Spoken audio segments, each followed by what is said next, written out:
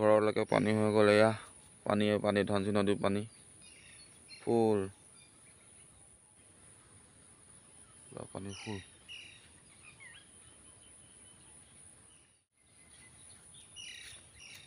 পানী ইমান ডাঙৰ বানপানী, ইমান ডাঙৰ বানপানী, পানী পুৰা পানী পানী। ই আমাৰ ঘৰটো পানী সোমাও হৈ আছে, সোমাবই আৰু এতিয়া।